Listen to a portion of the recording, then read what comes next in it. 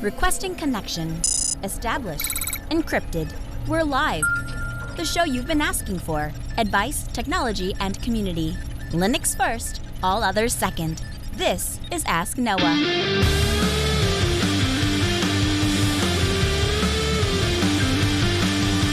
Live from Multispeed Technologies, the Ask Noah show starts right now. This is the show where we came to do all the things on Linux they said couldn't be done and take your questions on how to do the same. The phone lines are open this hour. To be a part of the program, it is a free call, 1-855-450-NOAH.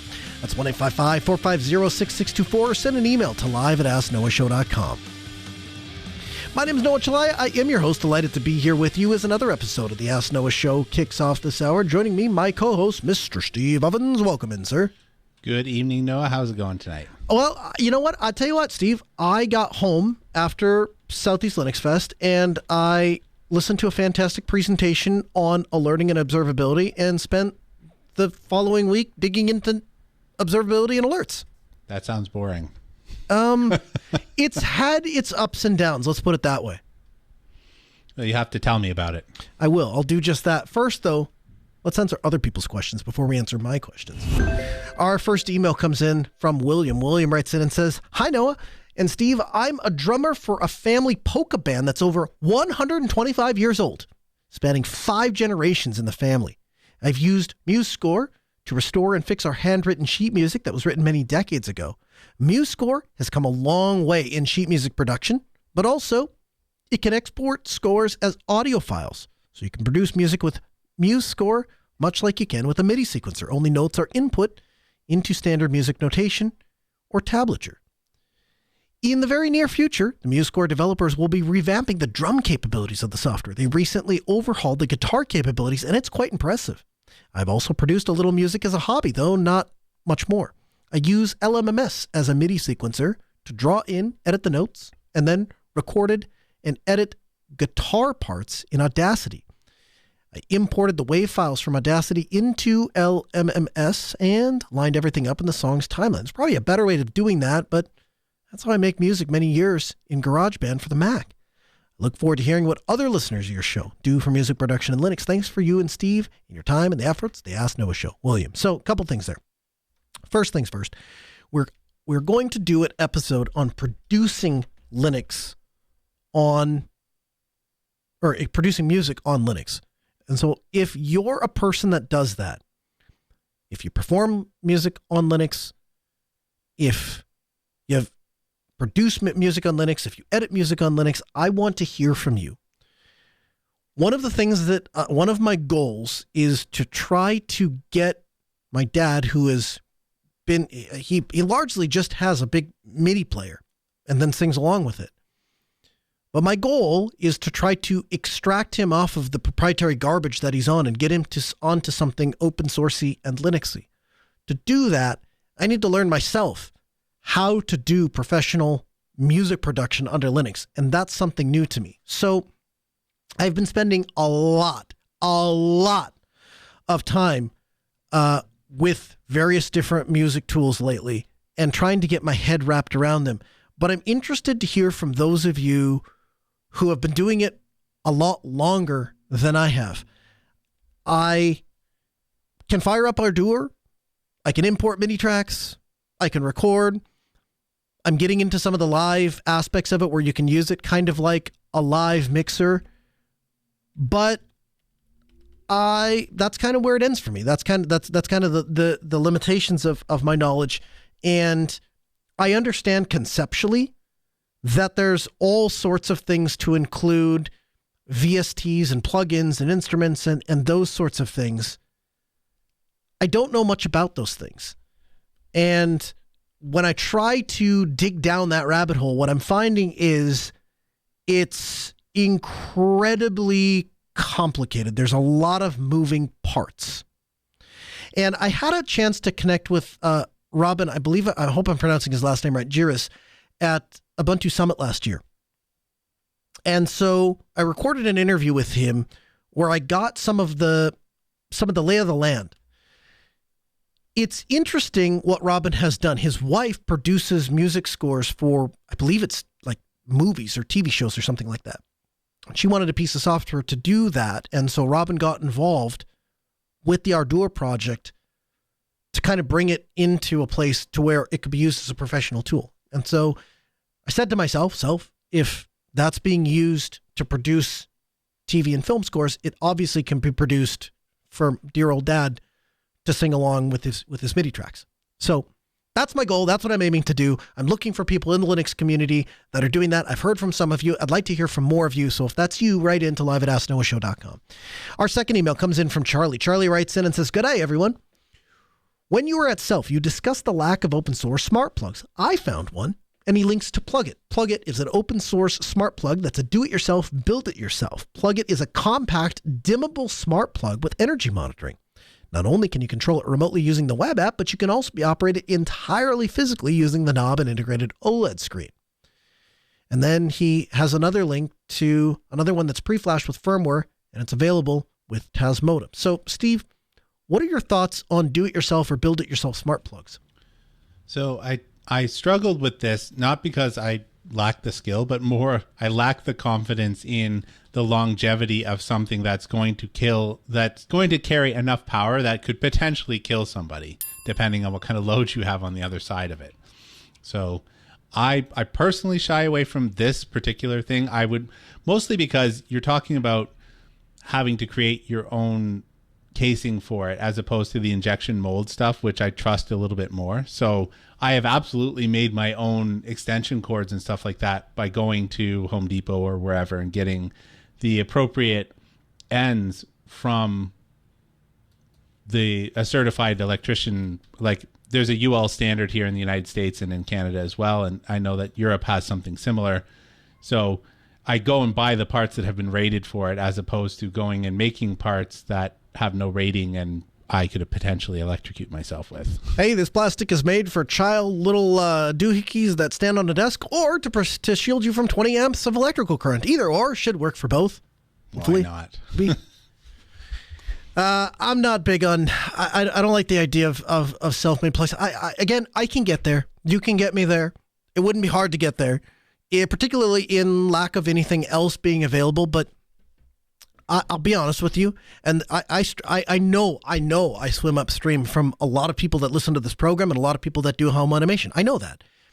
But I came from a time where I started with things like X10 and it felt like a bad science project, and I suffered all of the problems of it being a bad science project. Now, I say that, and it's funny because at Self this year, there was literally a guy that was talking about doing home automation with X10 and has had tremendous success with it. So maybe it's just that I'm an idiot. That's possible. But I don't want to go back to that. And so when I'm looking for smart plugs or I'm looking for home automation equipment, I'm looking for something that is going to be built with a high standard, and I have a high confidence that it's going to continue to work. And so I'm not sure this gets us there. However, I guess if I had to pick between having a really great thing and having a less great thing, but the less great thing is open source and tweakable and ownable, I guess I choose option B, maybe? I don't know. I struggle with this one in part because I'm starting from the premise that, for 100 years, Steve, we had this thing called a light switch, and when you flipped it, the light came on, and that process works. So if we're going to do better, again, let me take you back to the standard. I walk in, I flip the light switch, and the light switch works. So if we go less than that, then we've gone backwards. We've taken a step back. It's not as, I don't like it. So if I could paraphrase, please, you would say that you'll stick with the thing that you know until you find a compelling reason to move. That argument sounds familiar. I can't think of why. Some wise man said, never mind. Don't answer that. All right. Our third email comes in from Steve. Hey, wait, what? Steve S. says, on the recent Ask Noah Ask Us Anything episode, you asked for feedback on a few topics. I thought I'd respond. Regarding the topic of Harbor Freight tools, first, I've been told that the Canadian analog of Harbor Freight is Canadian Tire. Stop right there. Pause. Steve, if I had said Canadian Tire, would you have been like, oh, that place? Well, I know what Canadian Tire is, but I've never gone into Canadian Tire and thought, I expect this to fail. First of all, Canadian Tire has two different types of brands. They've got the kind of the mid tier and then the one that's significantly better. And so I still have all of my Canadian Tire branded tools from before I was married. So long time. I actually, one of my favorite drills is a blue drill from Canadian Tire that I still have to this day. Did I use that blue drill to put a screw into your doorbell thingy? You absolutely did. That was a good drill. That worked really well. It's like an electric screwdriver. I actually really liked it. It was light on the hand. Yeah, it doesn't have a lot of torque to it, so you don't have to worry about puncturing drywall or anything like that. Like, it was perfect, made for that kind of task, and so I really like it. So it turns out Steve F. agrees with you on the expectation of tools.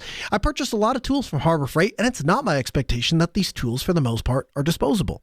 If that was the case, I would agree with Steve. If I were a professional and used a tool every day, I would not buy it from Harbor Freight. But for a homeowner class of tool that is used occasionally, I think that's what most of what Harbor Freight sells, and it's fine for about half the cost. It is true that I've overused a Harbor Freight tool before and it burned up and I had to replace it. Would I've had burned up a DeWalt or some other brand? I don't know. Maybe, maybe not. All that said, you do need to be a bit choosy, and there are certain tools I would not buy from Harbor Freight. Regarding the discussion of the, okay, so before we move on there. So when I read that, one of the things that's frustrating to me is when I can't beat Steve at an argument, and this is one of those things, right? Because Steve has dug his handles in on this concept of Harbor Freight, and I think there is an argument to be made, but I struggle to make it. And so if you can help me with that, or you have ideas that either Steve or I are missing, I would love to hear from it. My premise is that there are times for disposable or sometimes good enough, which kind of sounds like what Steve S. is telling us, isn't it? That he's saying that sometimes the tool is good enough, but he acknowledges that if you use it long enough or work it long enough, eventually you burn through it, at which point it's time to get a better class tool. So are we still... is that not saying that to a degree that it is a consumable tool? Good enough doesn't mean that it's going to break on you, though. Good enough, like, there's a difference between a high quality solder, like a high quality soldering iron, and just a soldering iron. The soldering iron's not necessarily going to break on you, but you definitely prefer, if you're going to be working 20-30 hours with it, to have the better one. So when he says, though, if I've absolutely used the tool and burned it up, and he also talks about it's good for a homeowner class of tool, but if it was a professional and you used it all the time, that tool isn't going to be there. I read that, or at least if I'm looking at that with my 30,000 foot glass on, I feel like what I am getting at, or what we're identifying here, is that there are two tools. One will last you a long time, so you invest in the good one. It costs you more money up front, but you'll have it if you take good care of it. It'll last you potentially the rest of your life. And then there's this other one. It's not built as well. We acknowledge it's not built as well, but we just decide that it's good enough for some people. But if you were to push it and push it to its limits, we acknowledge that it's consumable. It will break. It will not last the test of time. I don't know. I'm still not. I don't believe that those things are the same. I think you're trying to marry two arguments together that are not the same. One is a different class of tool, and another is a disposable tool. So a different class of tool. Like I said, I go back to the idea of, like, that screwdriver is definitely not on the scale of my Maxim 20 volt screwdriver, right? But that doesn't mean that it's going to break or anything less. It's just, it doesn't have the torque. It's a lesser quality tool for sure, but it doesn't mean that I should expect that it's just going to fall over. So when Noah reaches and says, Steve, I need something that will ail my mechanical cranker because my cranker arm sucks, and you hand me a thing that spins the screw around, in that case, it's more than good enough. If we were trying to bust through concrete, it ain't the right tool for the right job. That doesn't make it a disposable tool. It just makes it not a hammer drill. That is definitely more well said than what I just said. I'm still working it out in my head. That's okay. So I want your help on this. If I'm missing something, let me know. live@asknoahshow.com. If Steve is missing something, live@asknoahshow.com. We want more discussion to be had. Okay, the second part of his email. Regarding the discussion of the demise of copper facilities such as landlines, I've been in the ISP industry in Kansas for over 25 years. The companies that I worked for are CLECs, competitive local exchange carriers. The dominant incumbent LEC in Kansas is AT&T, and they're definitely moving towards the elimination of copper facilities. For a long time, we, as a CLEC, used to lease copper facilities from AT&T. We've been given sunset timelines after which we'll no longer be able to lease copper facilities, and eventually, if we still have those facilities, they will be subject to disconnection. As for AT&T itself, they have, to my knowledge, stopped building copper networks. They are barely maintaining copper unless they have to. And I believe at some point they're going to actively remove copper or simply abandon it. In the discussion about this, the question of things like alarm lines and elevators came up. We convert many of those to VoIP using ATAs. I do agree that you lose some reliability. There isn't much choice in the matter. It's either that or convert to a cellular service. Hope those perspectives are in some way useful or interesting. So here's my thoughts, Steve. I don't necessarily disagree with them that there aren't a lot of better options out there. I guess my thing is the cellular companies are not held to a given standard that when you pick up the phone, there has to be a dial tone. The ISPs are definitely not held to said standard. So from a reliability standpoint, it is a step backwards technologically. We had a consistent, reliable way to get a, albeit slow, connection through 2 copper wires, but that infrastructure existed almost all over the United States, and we had it worked out with a very, very high degree of reliability, and we've taken a step backwards because reasons. It's, there's more things we can do, and the internet's powerful, and broadband gives us all sorts of features. There are reasons, but a step backwards nonetheless, no? I do think it's a step backwards because, it goes, is this the right tool for the right job, right? The phone doesn't have to be faster. It already carries the voice. It already met the minimum standard requirement for, well, pretty much everything. And so you could make an argument for unifying your infrastructure and keeping everything the same. And there's some argument to be made there. But when you are actively removing requirements, right? And I would consider the requirement about the dial tone and so on. Mm-hmm. If you're actively removing the requirements, I don't really know who that serves. Yeah, that's kind of disappointing. So anyway, yeah, Steve, I really appreciate you writing in. Yes, that's absolutely beneficial. If you have a thought on the discontinuation of copper, do you like it? Do you dislike it? Do you think it's not a big deal? Do you think that we can eventually get there with fiber? Maybe at some point we'll get enough fiber buried to all the places that we'll be able to reintroduce a requirement and say, hey, listen, when packets come, you have to pass the packets. And if you don't pass the packets, bad things I don't know. It could happen. Our fourth, it's not an email. It comes in via the questions bot. If you're hanging out in the Geek Lab, geeklab.ninja throughout the week, and you think of a question, all of a sudden it just pounces into your mind, and you think to yourself, I wish I could ask those guys, but wait, they're not live until Tuesday. You can ask Marlon the question bot. Have you ever seen Finding Nemo? Marlon, the guy who keeps Nemo swimming straight? Yeah. He does that for us. And so Marlon hangs out in the chat room 24 hours a day, 7 days a week. He never sleeps. He never rests. He's watching constantly like a hawk eye for your feedback. And you tag him in the chat room at marlon@linuxdelta.com and then ask your question, and he'll bank it for a time such as this. The NBeta says, I thought it would be worthwhile to share a suite of open source applications and the low-code framework that they're built on. I came across recently Frappy.io.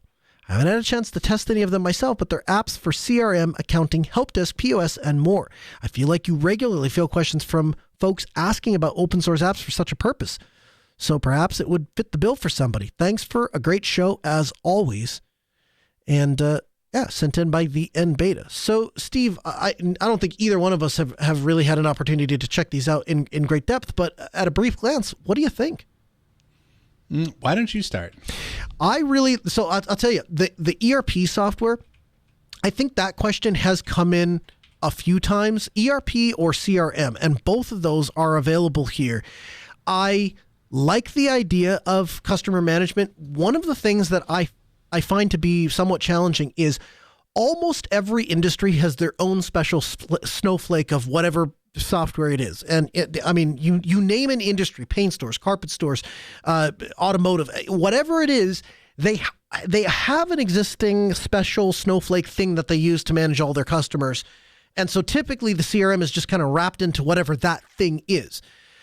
It's rare that we have somebody that's just looking for a CRM. And oftentimes if they are, they need to marry it with something else for their industry. And so there's a better solution. However, Frapp, I hope I'm pronouncing that right, CRM is a modern 100% open source CRM designed to supercharge your sale operations. And so has a web UI, looks modern, looks nice, would definitely keep track of your customers, has the things where you can I guess, integrate into different media things. So it allows you to connect to WhatsApp and social media and those sorts of things, which I think can be beneficial because if you can reach your customers where you are, you're lowering friction, right? So I think that's really neat. And then they have a whole list of products. I won't lie to you. I've not had a chance to look at all of them. Everything from what looks like a learning management system to a wiki to, as a person said, a help desk, an online drive to replace Google Drive, that sort of thing. I also found it interesting that they have a healthcare app. As a person who was responsible for the EMR for a number of different healthcare facilities, I found that interesting. There is a tremendous amount that goes into being a certified EMR or EHR. And so far as I can tell, this is really more tailored towards you're not maintaining a patient record so much as you're maintaining, a patient came in and was doing, rehab or is doing physical therapy or that sort of thing. And so it's, these less regulated, basically outpatient type stuff.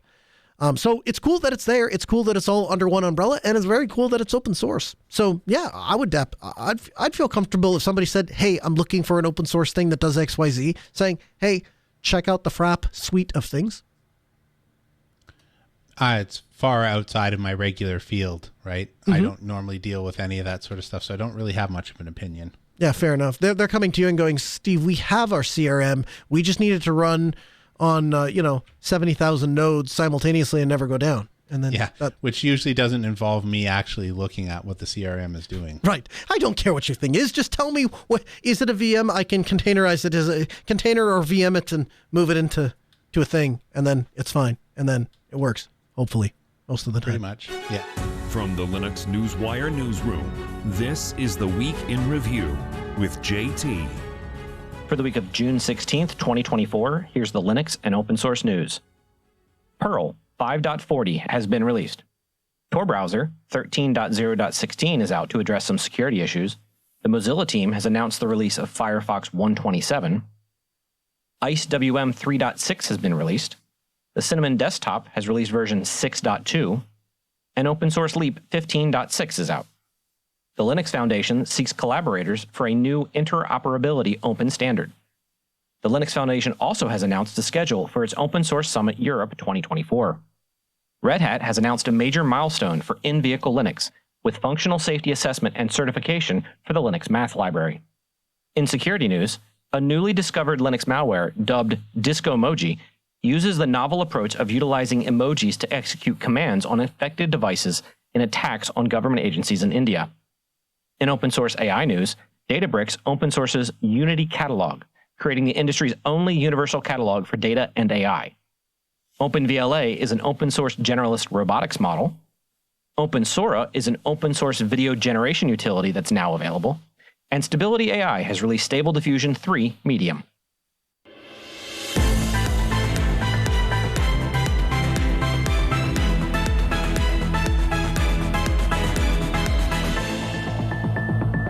Adam Kennedy. He is a senior network engineer with TireRack and a guest this hour on the Ask Noah show. Adam, welcome to the program. Thank you for having me. Thanks for taking the time to be here. So you gave a fantastic presentation and have now given me a private demo of an open source software specifically for doing network documentation called NetBox. Talk about that. What is NetBox and how does it provide a single source of truth? Sure. So they call NetBox a single source of truth. Basically, you can keep your IP addresses, your DCIM, which stands for Data Center Infrastructure Management. So where you've put equipment in the rack, how much it weighs, where is it positioned, where are the cables going, what does the power plug into, what color are the cables that are plugging into the equipment. There's all sorts of different things that you can track in NetBox, including custom information. So at TireRack, one of the things that we keep track of is the size of our scissor lifts that we need at each site. So how tall does that lift need to be?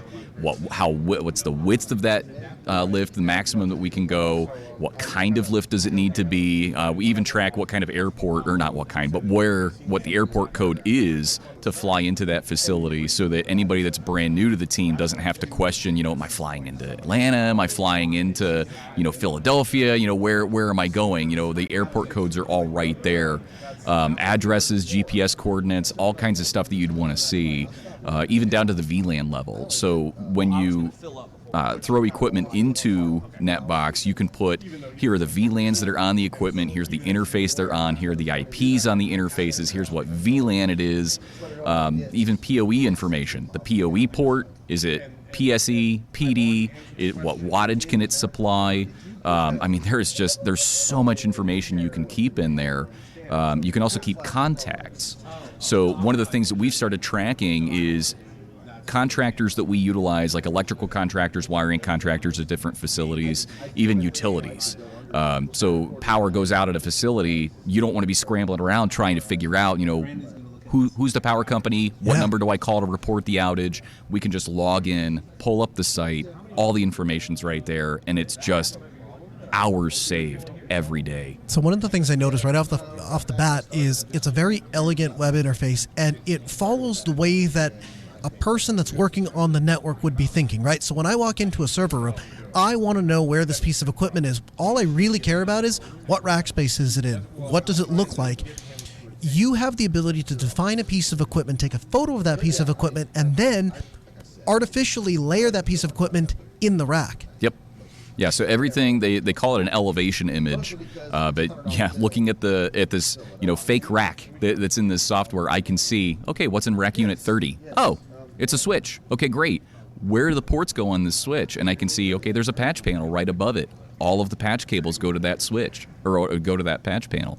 Where do they go after they go into the patch panel? All of that's documented.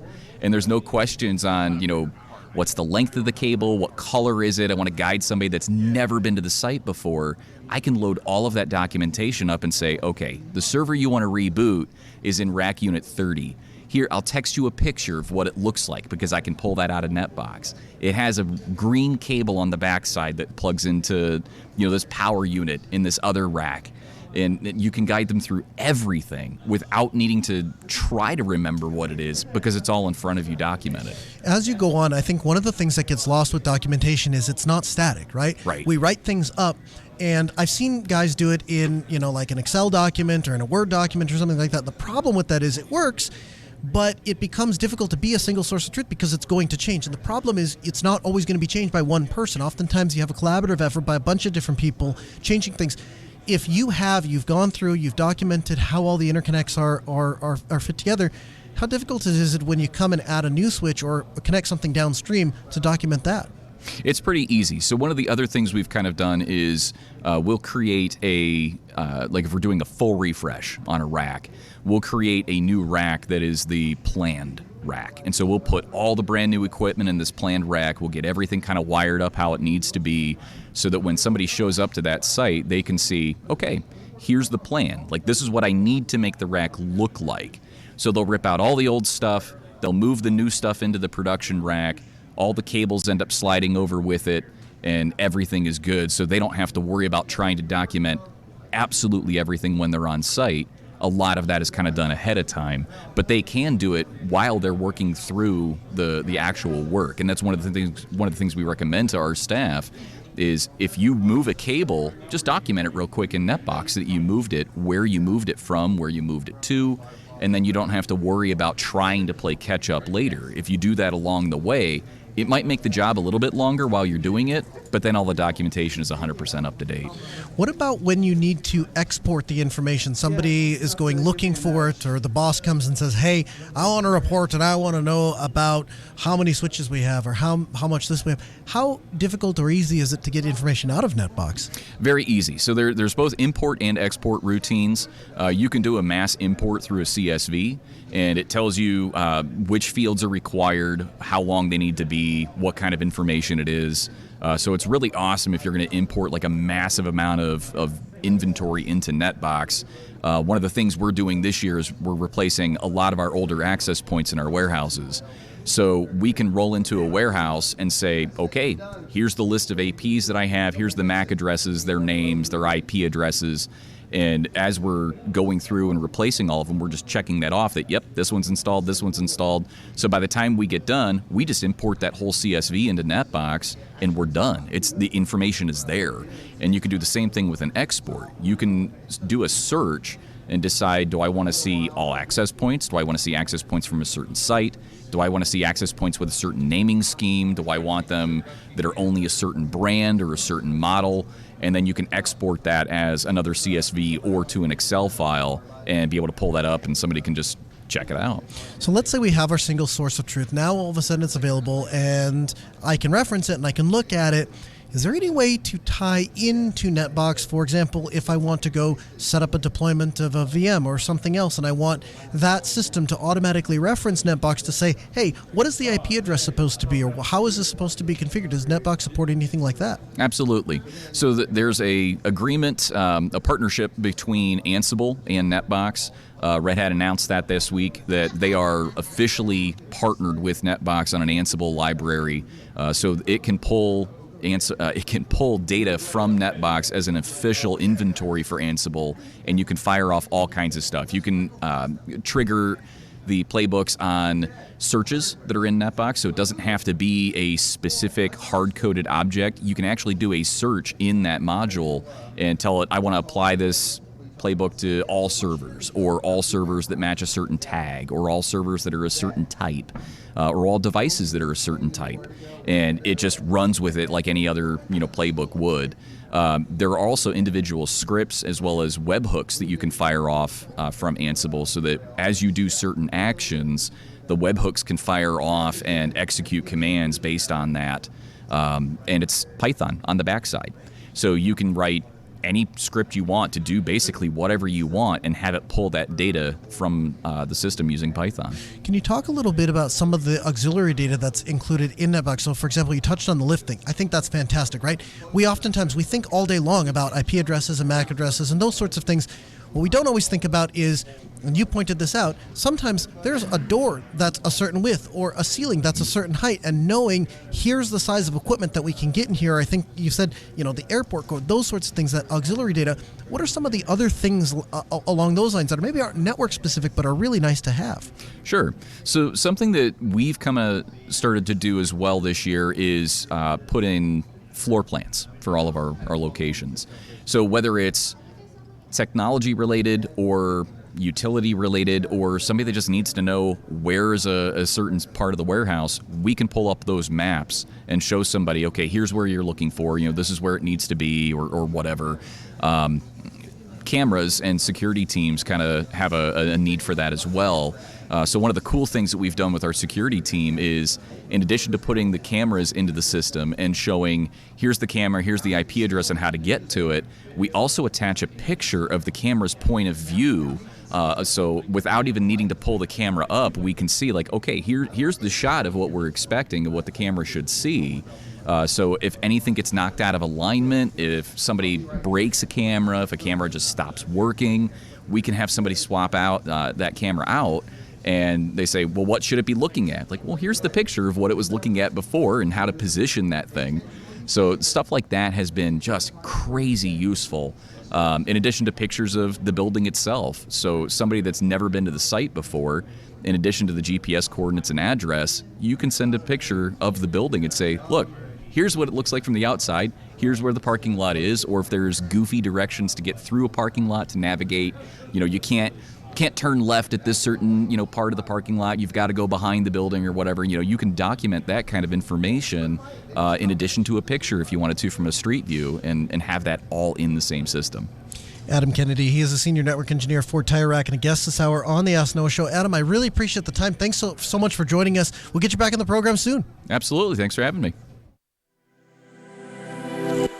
So, Steve, I wanted to pick your thoughts on best practices for network documentation. So, when I started AltaSpeed Technologies, I custom wrote a piece of database software that was doing all of my ticketing and customer management and all of that. And in 2009, if there were things out there, they weren't readily on my radar. And so I knew what I thought I wanted. And so I started there, and it was a great lesson because you learn pretty early on that it's difficult. It's easy to put something on the planet. It's difficult to keep it there and keep it up to date and all the rest of it. So it didn't take long before I switched to OS Ticket. And I think I probably did that 2010, 2011, 2012, somewhere in there. And I've never looked back. It's been such a good open source product, and there are people that rail on it. There are absolutely shortcomings, most notably the fact that the API doesn't support push notifications to things. So you can't get like an alert, but there's ways to work around that. And largely the way that I've dealt with client documentation is I just add a client note and put whatever information I need to there. The advantage of that system is that, well, one, it's just plain text. Two, if a ticket comes in from a particular client, I'm already staring at that client. All I have to do is click on their organization or their name, and boom, all the information I need to troubleshoot their network is right there. And that has worked for me for more than 10 years. And so there is an innate part of me that says, keep it simple, stupid. This works. There's no reason to change. Just keep doing it the way you're doing it. So I have that hanging out there. Then I have some of the work I've gotten to do, which I talked about at Southeast Linux Fest, which then precipitated the conversation about Netbox with a mall in which there are no less than 15 VLANs and 40 some switches, each with their own configuration, and network rooms in various different stores and in various different hallways and wiring paths that only God himself knows about. So it very quickly gets to the point where my little client note thing, I could do it, but I just do a lot of scrolling if you're picking up what I'm laying down. So I went to doing it in Markdown, and for the better part of 3 years, that has worked really well for me. Now, is the Markdown document 50 pages long? Yeah, it is. However, Control F gets me to exactly where I need to be anytime I need to be there. And oh, by the way, when that document is sitting on my desktop and the mall is almost a half million, is that right? I don't know. It's big. So when I'm on the other end and I go to SSH in and I open up Vim, guess what? Markdown is searchable just like that. Whereas where I've been given documents in Excel or in a spreadsheet format or whatever, it's a big XML document. So as long as you have Office software, you can open those things up. But I never struggle with that because on the worst day, the worst it can ever be is plain text. And then when it's necessary to sit down with the people that are in charge, well, I can render it out to PDF and put logos on it, make it look fancy and cool and all that. So if I was going to go away from doing things inside of OS Ticket as just a client note, Markdown is a nice natural progression from that because, again, it's just plain text. In fact, in some ways, it's even simpler because it doesn't require Nginx or OS Ticket to be running. I can just get to it. So there's all of those reasons to keep it simplistic. At the same time, as I'm listening to some of the undeniably cool things that Netbox can do, there's a temptation to go with new and shiny and document some of the things that, frankly, right now aren't being documented. So I pull the switch config, so I have them. But if you asked me how any particular switch port is configured, I couldn't tell you, in part because to document 48 ports times 30-some switches, you think the documentation is long now, just wait till I get done writing all that out. And by the way, I'm going to have to scroll past that 8 out of every 10 times I'm not looking for a specific switch config, so I can go find an IP address of something. So that doesn't seem ideal either. The last thing I would throw on the table is that there is some value, I don't know how much, but some value in things being explorable and discoverable. That is to say, you have the new guy who's never been to a site before, has never dealt with it before. So if you know what you're looking for inside of a text document, it's easy to find it. Control F, and I look for the IP address, or I look at what if you don't know? What if you don't know, Steve, what the IP address is or what the VLAN is or what the switch is? You don't know. You can start by saying, I'm looking at the rack. Here's the switch I'm looking at. I click on that. What's connected? Oh, here's the uplink. Oh, that's downlink to the, oh, okay, that's one over here. Okay, where's that switch at? Oh, that's in that room over there. Oh, what's the door code to that? Oh, that's the door code. Okay, let me go over there with my laptop. And now, even though I didn't start by knowing what I was looking for, I just knew maybe where a problem area was, but I was able to discover my way back up to where the problem is and maybe resolve it. So I can see some advantages there.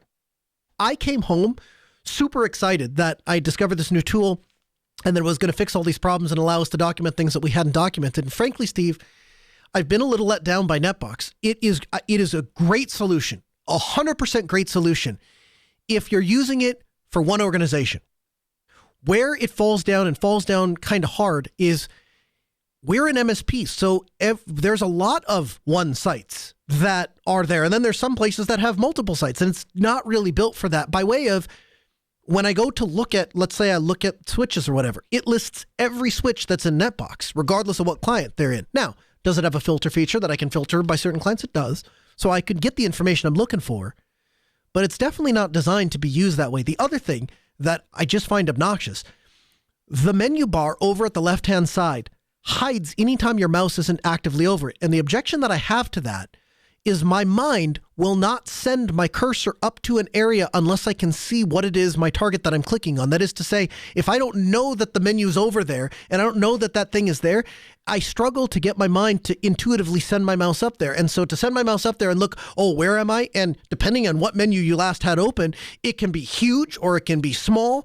It just entirely depends. And that lack of consistency, I think, makes it very uncomfortable to use at times. So my question to you, first and foremost, what do you recommend when clients come to you and say, Steve, we don't have any documentation. We like this idea of documentation.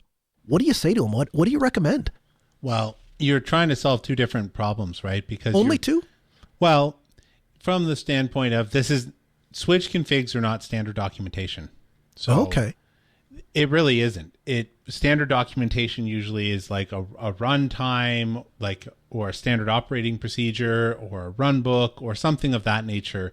It's normally some sort of how-to.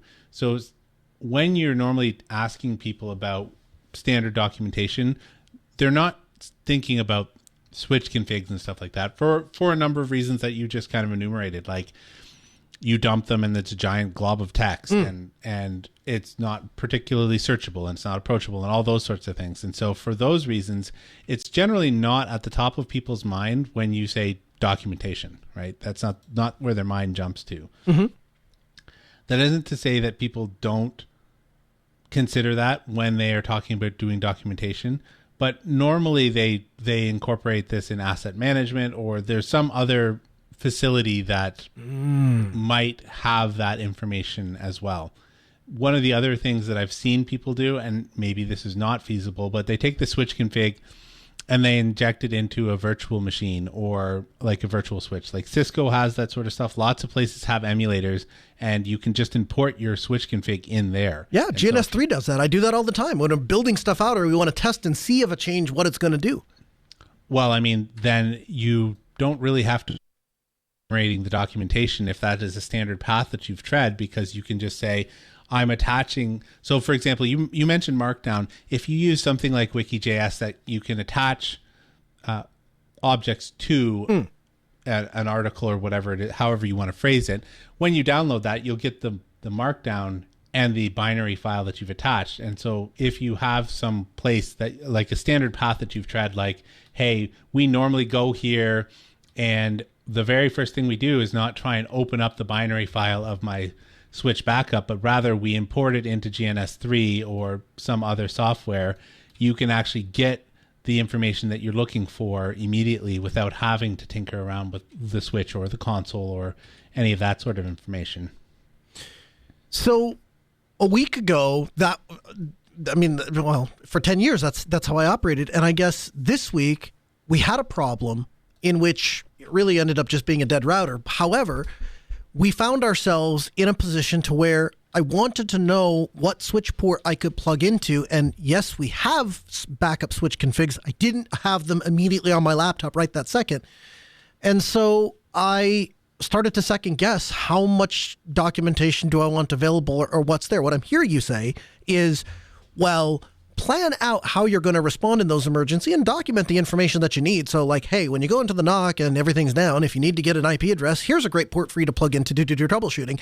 That's enough that gives you the information that you need to get back into the fight. And then you can go find the files that you need when you need them. But maybe it's not necessary to incorporate all of that. If you had your choice between, so I'm hearing really three options. One is store it as plain text. 2 is store it in a wiki. Or 3 is store it in purpose-built software. Do you see an advantage of storing it in purpose-built software that can then be queried for a source of truth? Or do you look at that and say, you're chasing after the new and shiny, and that isn't what's helpful here? What's helpful here is to get to a place of stability and what works. How did you phrase it? Don't turn over the apple cart? Yeah. Well, so first of all, it's not a bad thing to evaluate your options every once in a while and think about modernizing your processes. When you are considering this, though, you are buying into a system. If you're using purpose-built software, you're buying into that, right? That's just the way it is. So let's assume you go with NetBox. Even if they're perfectly open source and they follow it to the letter of the law and whatever, and it stops one day and nobody picks up the fork, you're going to have to figure out what to do with that software. So even if a competitor has come up in the meantime, does it import that? Probably not. Maybe it does. Maybe you get lucky. But you can't base your business decisions based on that. You have to decide, am I going to marry myself to this thing? And if the answer is yes, that's fine. Legitimately, it's not a problem to marry yourself to something when you are making a conscious decision that this is what we're going to do and we're confident in that approach. That's okay. Failing that, I always advise clients not to change too much, right? When you're making changes, keep your knowledge base the same, even if it seems antiquated and there might be a better way. Maybe there is a better way. What is the cost of upending the processes and the kind of tribal knowledge that you have built in versus what is the cost of going to this thing? If you're small and there's 4 or 5 employees, you probably are fairly agile and you can move things around. The question is, do you want to? That's ultimately what it comes down to. Yeah, and I guess the thing that I struggle with is, up until yesterday, and really even including yesterday, I've really never encountered a problem to where looking in the client notes wasn't good enough. The other side of it is, if you ask me today, how hard would it be for you to get all of the documentation out from all those clients and into another system? I would tell you it would be measured in minutes, not hours, right? Because the database dump, somewhere there is a column there's an entry with the client's name, and then there's an entry with those notes. And so conceivably I could get all of that out and get it into Markdown or put it into a PDF or import it into a new system or whatever. No problem. I know that there's export functionality built into NetBox. I don't know that there's enough export functionality built into NetBox that it would make it worth the time and effort it's going to take to enter in, to take pictures of all the things and connect all the things. So I'm sold on NetBox if you're one facility and using it for one place. I do think it's a cool tool. I don't know that I'm ready to whole hog jump in yet. And I'm not hearing you say, well, yeah, you're an idiot if you don't jump on there. There's a better tool and you're not using it. I mean, you're a fool. So I'm not hearing that. And so it gives me even more hesitation. Not the least of which is just that I can always go to a more complicated thing. It's very difficult to come back to a simplistic thing. And oh, by the way, the simplistic thing works. Here's something else I wanted to get your thoughts on. You gave a fantastic talk about alerts and observability. And as I got home, I started to evaluate myself. Here's what works and here's what doesn't. Here's how I'm dealing with alerts. I was wondering if you would tell me what, in your opinion, makes for a good alert. When you have clients that come to you and say, hey, I want observability into my systems and I want to know what's going on.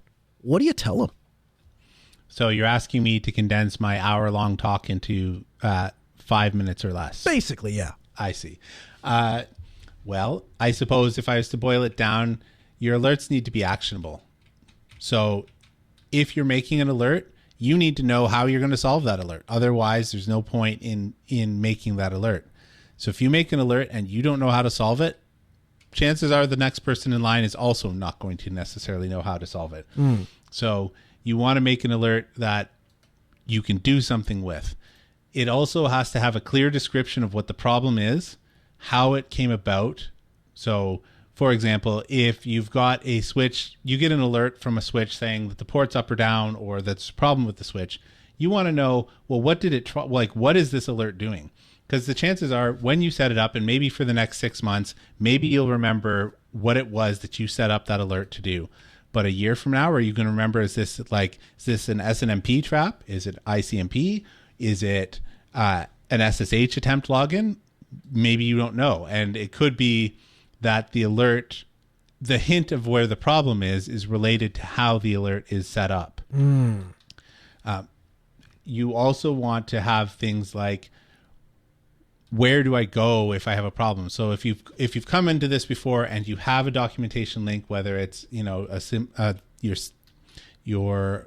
what'd you call it? Your ticketing system. It's OS ticket. OS ticket, right? Maybe it's in the notes for the OS ticket. Maybe it's some wiki or a markdown somewhere. But you've covered this before. It's probably pretty useful to put that into the alert so that the person picking it up doesn't have to go searching for things. So there's a wide variety of things that you can do to make your alerts a lot more useful. And I guess it boils down to put the information in the ticket that you actually require, like in the alert that you actually require to figure it out. Assume that it's not you who's going to be reading this. Can they read this and figure out what it's telling you? Even if you're not technical, they need to be able to understand, what is the problem? Where do I go to look? Possibly who do I go to contact if I need help?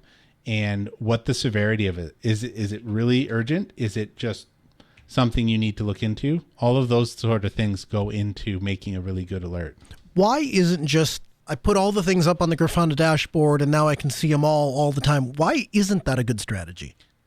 Well, because you'll end up burying part of the problem. So one of the things that was a challenge early in careers was you'd go to the log file. Like, alerting is, I don't want to say it's new, but one of the main ways that most companies dealt with problems was, we got a problem and the very first thing we go into would be go into the log. When you go into the log, you're going to find just a ton of errors that might or might not be related to the thing. And we used to call those red herrings, which means you're going down the wrong path. So if you've got all kinds of alerts and you've got all kinds of metrics on your dashboard, maybe they're pointing you in the wrong direction. They might be related to the thing that you're causing, or they could be a splash-on effect from the actual problem. And if you're exposing everything, you might go down the wrong path multiple times before you end up heading in the direction you should have gone in the first place.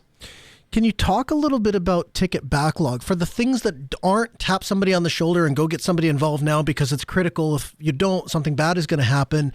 What should happen to the information that we know there is potentially a problem, something is coming up on the horizon? What do we do with those sorts of alerts? Or so you don't want to draw attention away. One of the biggest problems that you have is overwhelming staff with information that is not needed right now.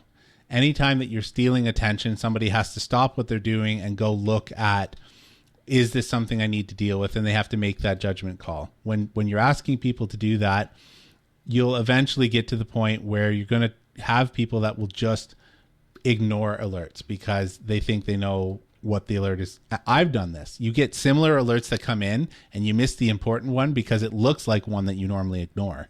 So boy who cried wolf. Yeah, exactly. So you got to be very careful about inundating yourself with too much stuff. I call it alert fatigue, right? You get so many that you either don't react and your brain kind of has a meltdown and you end up with decision paralysis, or you get so many that you can't actually identify where you should be looking for the problem. I want to continue to pick your brain on alerts. If you have questions for Steve about alerts, I invite you to send them in live at asknoahshow.com. What kind of things do you look for your alerting system? I'd also be interested, if you manage a network, particularly if you manage a multi-tenant or multi-client network, how do you do documentation? You got a Word template that works for you, LibreOffice template that works for you? You do it inside the web browser? Do you use ADOC or Markdown? Or have you played with Netbox? I invite you to check it out. I think it's a sweet I think it's a sweet system. I'm just not sure it's right for MSPs. Music in our ears means we're out of time. I thank you for joining us. We are live every Tuesday at 6 p.m. Central. AskNoahShow.com.